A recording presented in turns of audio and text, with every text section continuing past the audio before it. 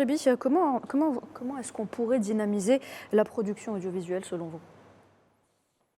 Comment est-ce qu'on pourrait dynamiser la production audiovisuelle? Bon, déjà, je pense qu'il y a un cahier des charges qui doit être établi par la puissance organisatrice, donc celle qui doit être en charge de la régulation. Ensuite, derrière, il y a des contenus qui doivent être privilégiés par segment aussi de la population. Et puis après, il y a la manière dont on peut nourrir, j'ai envie de dire, tout ce qui est démarche un peu artistique et culturelle à travers les médias, à travers la télévision, à travers les droits d'auteur.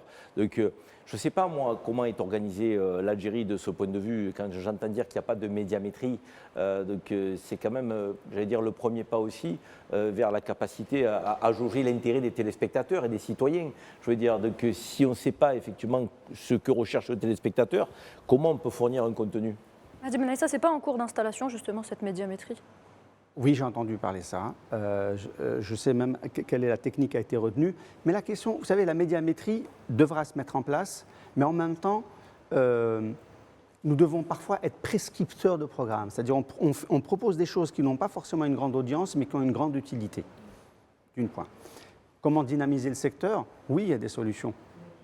Il y a des solutions. La télévision n'est pas pour moi commerciale. Elle est vraiment un vecteur culturel. C'est un foyer de production et d'accomplissement. Je le dis comme ça. Alors, je peux paraître utopique, mais franchement, on en a besoin. Je dis toujours, ce qu'on dit en télévision, ça évite de se le dire dans la rue. Comprendra qui comprendra. Et j'ajouterai une chose. Je propose, par exemple, que la RAV continue dans sa démarche et surtout donne une vision du projet télévisuel public. Il faut donner de la vision. Si vous dites, par exemple, il faut déjà séparer, par exemple, les chaînes thématiques des chaînes publiques, des chaînes généralistes. Il y a des chaînes thématiques d'information et de cuisine qui, au mois de Ramadan, deviennent généralistes. Donc ça veut dire qu'elles viennent sur le marché des généralistes, alors que les généralistes, elles, font des choses toute l'année. Les grilles n'ont pas le même coût, les investissements humains ne sont pas les mêmes. Une chaîne d'infos coûte moins cher qu'une chaîne généraliste. Imaginons, pour produire 20 heures de programme Fermdan, vous en produisez 40 Fulftar. D'accord? Ça, si vous le dites un an à l'avance, les agences vont l'expliquer aux annonceurs, le travail va être fait, les grilles vont être préparées, et à ce moment-là, l'investissement peut être lissé. Alors, on ne va pas passer de 80% à 50-50, mais on peut légèrement, si on prend 20% de Ramadan pour le Ftar, on commence à basculer. Mais il y a des gens qui aimeraient ne pas y croire et qui ont réussi à faire passer cette idée. C'est là où une autorité de régulation, au nom de l'intérêt du spectateur, peut l'imposer. Ça permettra de créer un appel de programme toute l'année et de créer de l'emploi pour la filière toute l'année. Et la réalité, c'est qu'on est dans la course à l'audience. Ben oui. Mais partout, attendez, moi je suis... On n'est pas dans une course à l'audience puisqu'elle n'est pas mesurée. Non mais d'accord. Dans l'audience présumée. Mais justement, l'audience présumée, et c'est elle aussi qui conditionne la publicité, cette audience présumée. Donc moi je le vois en France. Je suis dans les médias en France, c'est la course à l'audience en permanence.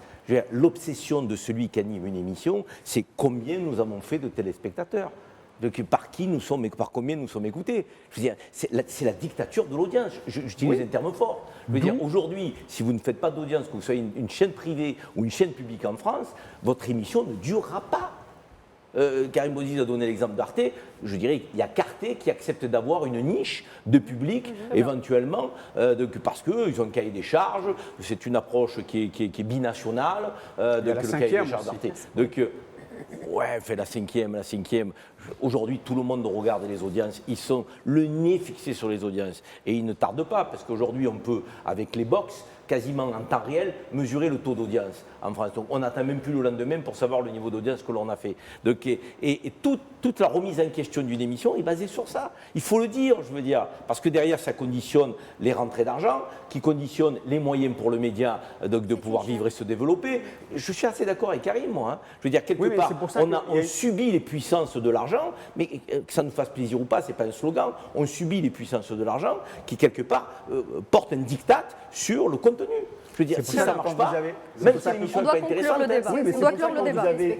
Quand vous avez un groupe public au milieu, ça équilibre les choses. Très bien. On va